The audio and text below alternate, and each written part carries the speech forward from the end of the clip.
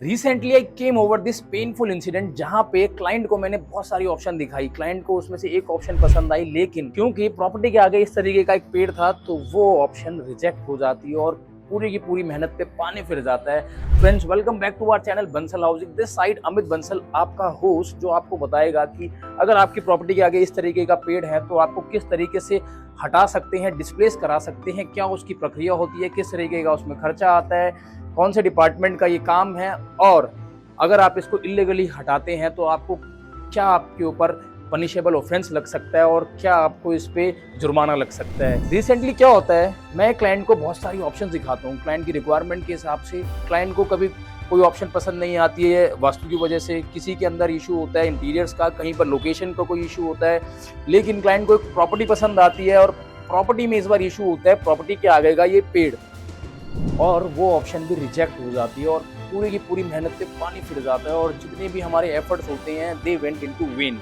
ये इंसिडेंट ऐसा नहीं है कि इसी बार हुआ है, बहुत बार होता है, लेकिन हर बार ये नहीं होता ना कि क्लाइंट को वही प्रॉपर्टी पसंद आती है जिससे आगे पेड़ होता है। बट इस बार दोनों चीजें क्लैश कर जाती हैं और पूरी वर्किंग खराब हो जाती है। हर बारी क्लाइंट के अलग अलग इश्यूज होते हैं। कभी कभी क्लाइंट कहते हैं कि यार इससे हवा धूप पानी की ब्लॉकेजेस होती हैं, कभी कभी क्लाइंट कहता है कि यार प्रॉपर्टी की बैल्कनी से व्यू खराब होता है, कभी कभी क्लाइंट कहता है कि यार इससे ना पूरी की पूरी एस्थेटिक अपीयरेंस खराब हो जाती है। मैंने क्लाइंट से बोला कि ये पेड़ हट जाएगा, इसका डिस्प्लेसमेंट का एक प्रोसीजर है, हम उसको फॉलो करने वाले हैं और ये पेड़ आपको हटा के देंगे। बट क्लाइंट कहता है कि यार मुझे पता है ये पेड़ नहीं हटेगा। And there I felt very bad कि क्लाइंट उस बात से कन्विंस नहीं हो रहा था, बिकॉज हमें पता है ये पेड़ हट जाएगा और इसकी एक प्रक्रिया है। क्लाइंट वाज लाइक कि यार ये ना एक एनवायरमेंटल पॉलिसी के खिलाफ है कि आप पेड़ को आज के टाइम पे हटा नहीं सकते हो, बट एज पर रूल ये भी है कि आप इस पेड़ को डिस्प्लेस कर सकते हो। तो चलिए जानते हैं क्या इसकी प्रक्रिया है।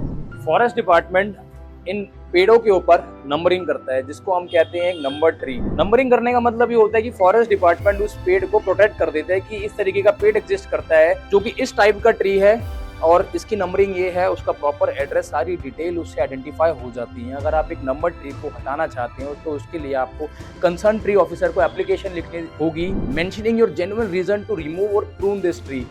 बट आपका जो रीजन है ना वो मोस्ट जेन्युइन रीजन होना चाहिए, जैसे कि या तो वो ट्री ही डिसीज्ड है, विंड फॉलन ट्री है, एक डेड ट्री है, एंट्री में ऑब्स्ट्रक्शन क्रिएट कर रहा है, might cause a loss of life and property. इस तरीके का कुछ जेन्युइन रीजन होना चाहिए। साथ ही साथ आपको कुछ इन्फॉर्मेशन और डॉक्यूमेंट्स भी देने होंगे, जैसे कि property ownership proof like title deed, number and types of trees to be cut, their photographs, their girth measure at the height of 1.58 metre from ground level, और साथ ही साथ आपको प्रॉपर्टी लेआउट प्लान देना होगा अगर प्रॉपर्टी गवर्नमेंट अलॉटेड प्रॉपर्टी है, और अगर कोई एग्रीकल्चर लैंड या किसी और प्रकार का लैंड है तो आपको उसकी सिजरे की कॉपी लगानी होगी, clearly showing the site and खसरा नंबर ऑफ द प्रॉपर्टी। इस सब के बाद ट्री ऑफिसर इन्वेस्टिगेट करेगा आपकी प्रोमाइसिस पे आगे कि आपका रीजन जेन्युइन है या नहीं। अगर आपका रीजन जेन्युइन होगा तो उसके बाद आपको फी बताई जाएगी, जिसको डिस्प्लेसमेंट फी कहते हैं।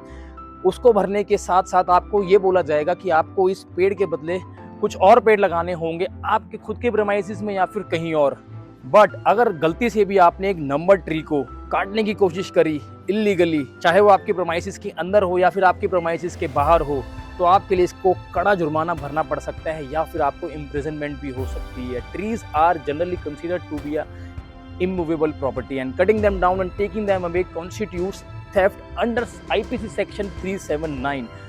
तो अगर आप इस तरीके की कुछ हरकत करते हैं तो आपको या तो 1 लाख रुपए का जुर्माना देना पड़ सकता है या फिर आपको 3 महीने के लिए इम्प्रिजनमेंट हो सकती है। अगर आपको ये इन्फॉर्मेशन बेनिफिशियल लगी है तो इसको शेयर कर दीजिएगा उन लोगों के साथ जिनको इस वीडियो की ज़रूरत है, जिनके घर के आगे पेड़ है और वो इस समस्या का समाधान चाहते हैं। पेड़ों की ज़रूरत सबको है, लेकिन अगर पेड़ गलत जगह पे हो तो कभी कभी दुखदायी भी हो सकता है। हमने अपनी समस्या आपके साथ शेयर की है, बट अगर आपको किसी और प्रकार की समस्या है और अगर आप उसका समाधान चाहते हैं तो आप उसको कमेंट सेक्शन में मेंशन कर सकते हैं। कोशिश करेंगे उस टॉपिक के ऊपर भी आपके लिए वीडियो लेकर आएँ, और चैनल को सब्सक्राइब करना बिल्कुल मत भूलिएगा। वीडियो को लाइक शेयर कमेंट करना बहुत ज़रूरी है ताकि हम अब तक ऐसा कंटेंट लाते रहें। मिलते हैं आपसे अगली वीडियो में एक और नई मज़ेदार टॉपिक के साथ। जय श्री राम।